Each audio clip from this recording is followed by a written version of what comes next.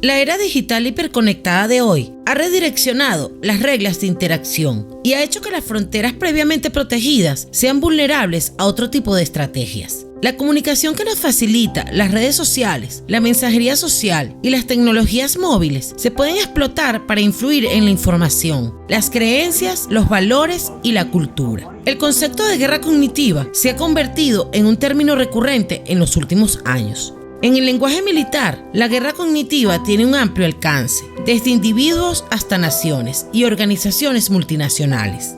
Descubramos juntos qué es la guerra cognitiva.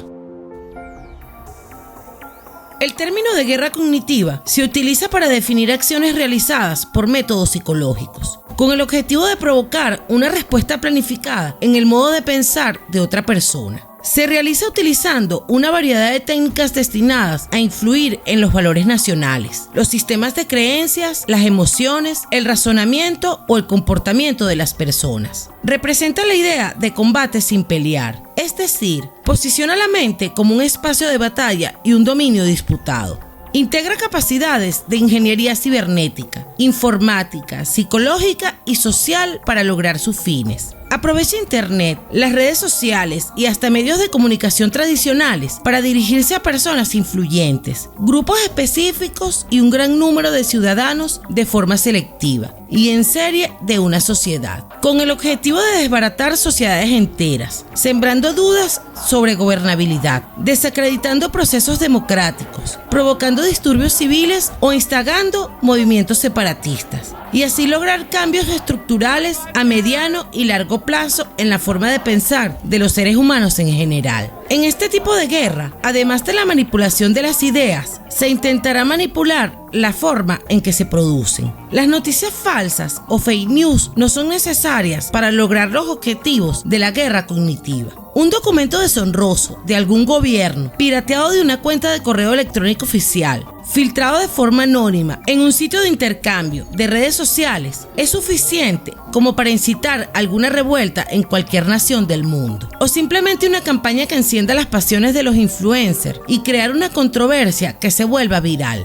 Sería ingenuo pensar que el engaño, propaganda o la desinformación son fenómenos recientes. Dominar la narrativa, encender pasiones y prejuicios ha formado parte de los objetivos de la comunicación desde tiempos inmemoriales. Pero esta guerra cognitiva supera ampliamente la guerra de cuarta generación, que se trata más de promover una matriz de opinión dentro de la sociedad y hacer que las personas sean las encargadas de difundirla, justificarla e incluso defenderla. Nuestras aplicaciones de redes sociales rastrean lo que nos gusta y creemos. Nuestros teléfonos saben a dónde vamos y con quién pasamos el tiempo, con quién nos asociamos y a quién excluimos. Los algoritmos controlan la información que vemos y así aquellos que deciden lo que consumimos fortalecen su poder sobre nosotros. Los algoritmos nos mostrarán el mundo que, según sus cálculos, deberíamos querer ver. Es la ciberbalcanización de las preferencias, incluidas las afiliaciones sociales, intelectuales y económicas, que nos sumergen en pequeñas comunidades autorreferenciales, solo compartidas por aquellos que se nos asemejan.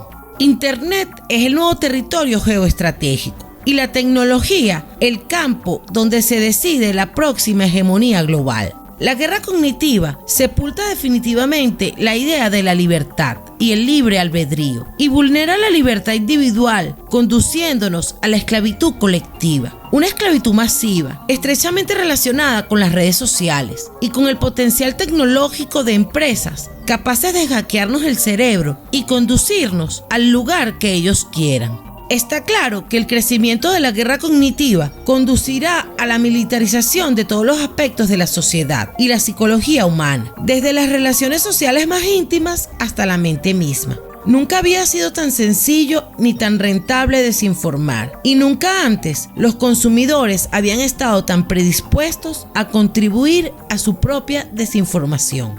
Si te gustan nuestros videos, suscríbete y déjanos en los comentarios ¿de qué tema te gustaría que habláramos?